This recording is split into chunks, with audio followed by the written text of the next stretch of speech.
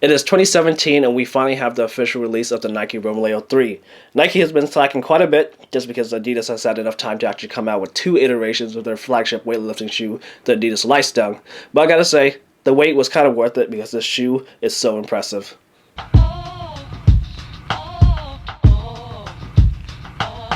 If you haven't already seen it, definitely check out my Adidas Leistung versus Adidas Adipower video first because there would be a lot of references to those shoes in this video.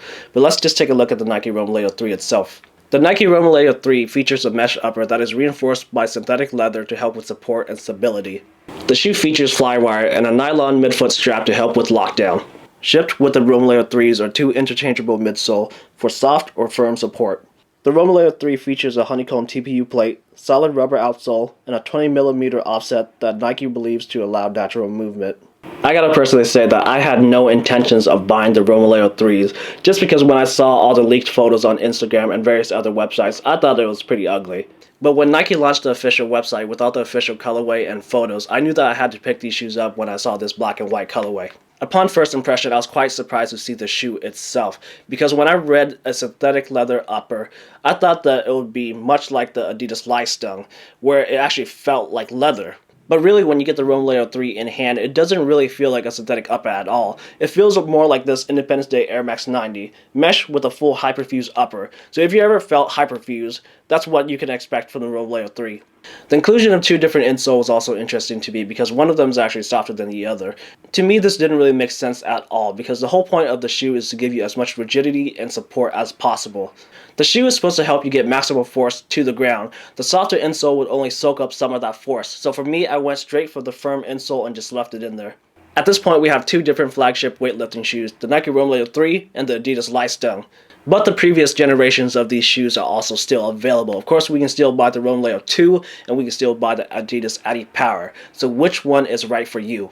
After I got my hands on the Adidas Leistung and started lifting with those shoes, I felt that was it. I felt that the Leistung was the pinnacle of weightlifting shoe technology.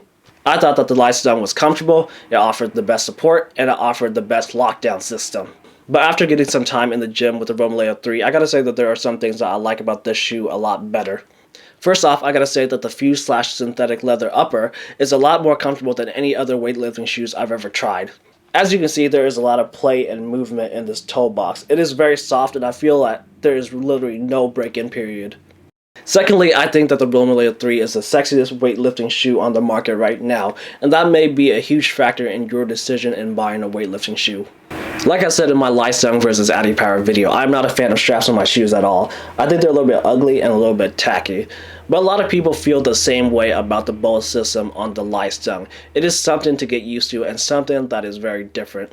That being said, I do think that the Leistung still offers the best lockdown system.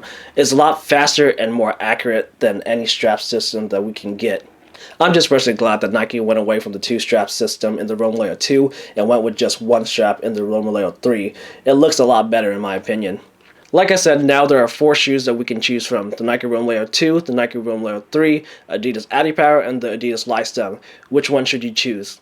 As of today, the Nike Romaleos 2 and the Adidas Adipower are both priced at around $150, making them the cheaper option out of the 4. The Adidas Leistung retails at $225 and the Romaleo 3 retails at $200.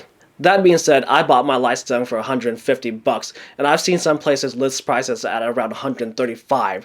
So the Leistung in some sizes are actually cheaper than the Adipower and the Romaleo 2. The Romaleo 3 just came out, so they're an automatic $200. I personally feel that the technology is there for all 4 shoes and you really can't go wrong with any one of them. What it will really come down to is what shoe do you like the best in terms of aesthetics and how much does it cost. If you're a new lifter looking for a new weightlifting shoe to make all your gains in, I would say to just buy the cheapest one and go with that. Don't even look back. I bought the Adipowers years ago and was able to squat over 500 in them, and like I said in my Adipower versus Leistung video, they're the best decision I've ever made. If you're a more advanced lifter looking to replace your previous generation weightlifting shoe, I would definitely say look at the new flagships. Either buy the Romaleo 3 or go for the Leistung. Like I said, both are best of the best right now, and in terms of technology, they are both there. But if it were me, I would go with the Leistung just because it is cheaper, and I think the lockdown system is better. I hope you enjoyed my quick overview of these Romaleo 3s as compared to the Leistung and the Adipower. And if it has helped you, or if you liked the video, don't forget to give me a thumbs up, share this video, subscribe, all that stuff. I'll see you guys in the next video.